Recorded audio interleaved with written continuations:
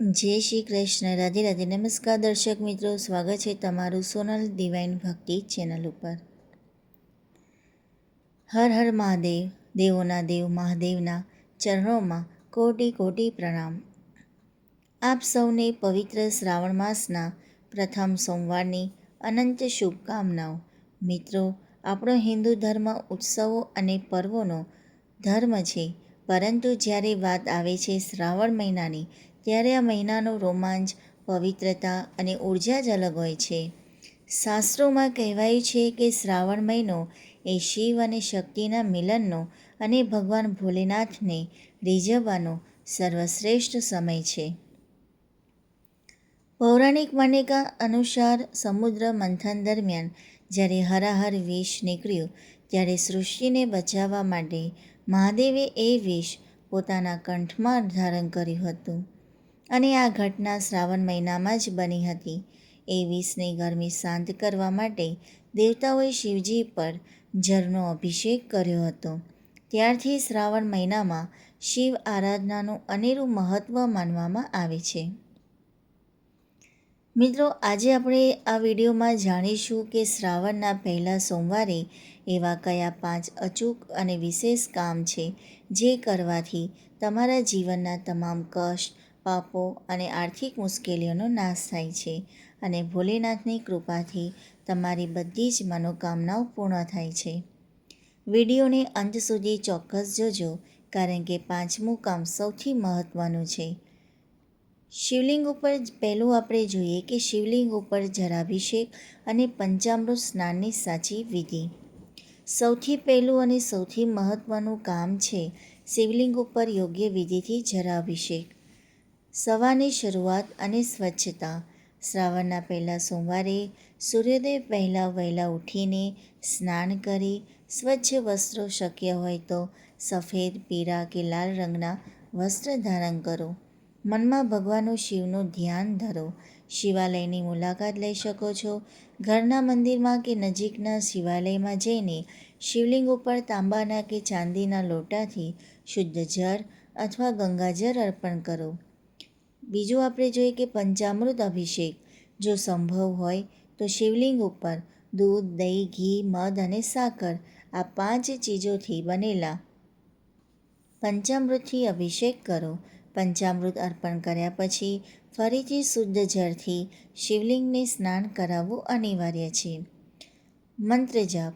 અભિષેક કરતી વખતે અથવા જળધારા વહેતી વખતે અવિરતપણે ઓમ નમઃ શિવાય અથવા ઓમ તત્પુરુષાય વિદ્મહે મહાદેવાય ધીમહિ તન્નો રુદ્ર પ્રચોદયાત, આ મંત્રનો જાપ કરતા રહો. ફરીથી મંત્ર રિપીટ કરું છું.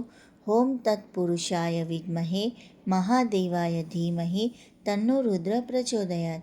બીજું આપણે જોઈએ કે ખાસ સાવધાની આમાં શું રાખવાની છે કે શાસ્ત્રો મુજબ શિવલિંગ ઉપર ક્યારેય સંપૂર્ણ શંખથી અભિષેક ન કરવો જોઈએ. માત્ર જળ અર્પણ માટે શંખનો ઉપયોગ ટાળવો. તમારું મોઢું ઉત્તર અથવા પૂર્વ દિશા તરફ હોવું ખૂબ જ શુભ માનવામાં આવે છે. પછી આપણે જોઈએ બીજો પોઈન્ટ નંબર 2 કે વિશેષ મંત્ર જાપ, મહામૃત્યુંજય અને પંચાક્ષર મંત્ર. બીજું મહત્ત્વનું કામ છે મંત્ર જાપ અને માનસિક જપ. મિત્રો, શ્રાવણના પહેલા સોમવારે મંત્ર જાપ કરવાથી અનેક ગણું પુણ્ય ફળ મળે છે. આ દિવસે સમય કાઢીને શાંત જગ્યાએ બેસીને જાપ કરવા જોઈએ. હવે આપણે જોઈએ પંચાક્ષર મંત્ર. અક્ષર બ્રહ્મ સમાન એવા પવિત્ર મંત્ર ઓમ નમઃ શિવાયની ઓછામાં ઓછી 11 કે 21 માળા રુદ્રાક્ષની માળાથી અવશ્ય કરવી. આ મંત્ર મનને એકાગ્ર કરે છે અને શરીરમાં સકારાત્મક ઉર્જાનો સંચાર કરે છે. બીજું મંત્રની વાત કરીએ કે મહામૃત્યુંજય મંત્ર. જો તમારા પરિવારમાં કોઈ લાંબી બીમારીથી પીડિત હોય, આર્થિક તંગી હોય કે અકાળ મૃત્યુનો ભય હોય તો ઓમ ત્ર્યંબકમ યજામહે સુગંધિમ પુષ્ટિવર્ધનમ ઉર્વારુકમેવ બંધનાત મૃત્યુર્મુક્ષીયમામૃતમ.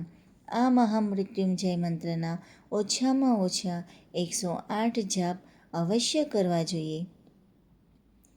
આ મંત્રના પ્રભાવથી ભોલેનાથ, ભક્તના તમામ રોગ અને શોક હરી લે છે.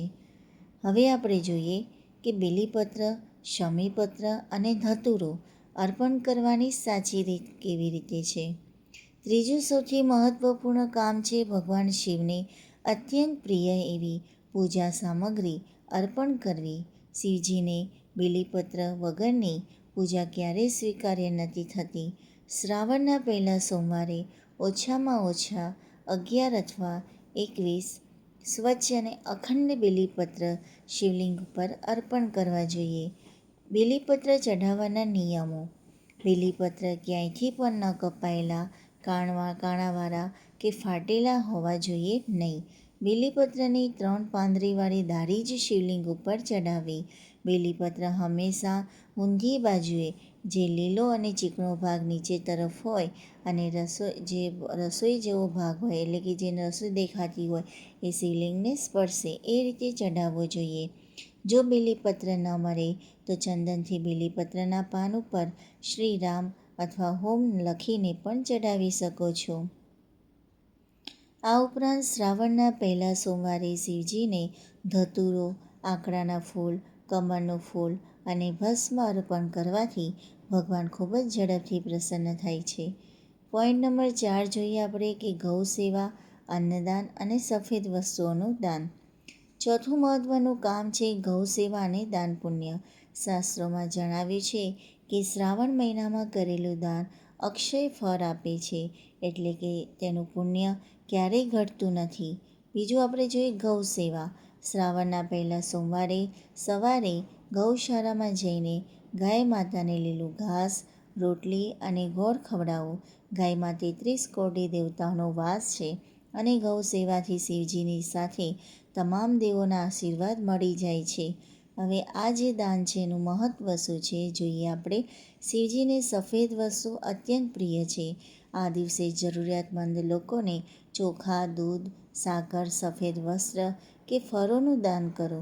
જો તમારી કુંડળીમાં ચંદ્ર નબળો હોય અથવા માનસિક અશાંતિ રહેતી હોય તો આ દાન કરવાથી ચંદ્રદોષમાંથી મુક્તિ મળે છે અને મન શાંત રહે છે. પોઈન્ટ નંબર 5ની આપણે વાત કરીએ કે ઉપવાસ અને સાત્વિક આહારનું કડક પાલન. પાંચમું અને અંતિમ સૌથી મહત્ત્વનું કામ છે શ્રાવણ સોમવારના વ્રત અને સાત્વિક નિયમોનું પાલન. શ્રાવણના પહેલા સોમવારે ઉપવાસ, નિર્જરા અથવા ફરાહાર રાખવો ખૂબ જ ઉત્તમ માનવામાં આવે છે. જો સ્વાસ્થ્ય સારું ન હોય તો આખો દિવસ સાત્વિક ભોજન, સિંધાલુણ મીઠું વાપરીને ગ્રહણ કરવું. બીજું આપણે જોઈએ મનની પવિત્રતા. વ્રત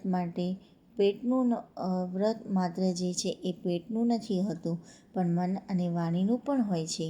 આખા દિવસ દરમિયાન કોઈની પણ સાથે ક્રોધ ન કરવો, કોઈની નિંદા કે અપશબ્દો બોલવાથી બચવું. હવે આપણે જોઈએ આહારના નિયમો. શ્રાવણ મહિનામાં ડુંગળી, લસણ, માંસાહાર અને કોઈ પણ પ્રકારના તામસિક ભોજન કે નશીલા પદાર્થોનો સંપૂર્ણ ત્યાગ કરવો જોઈએ. શરીરની સાથે વિચારોની શુદ્ધિ એ જ સાચી શિવ પૂજા છે.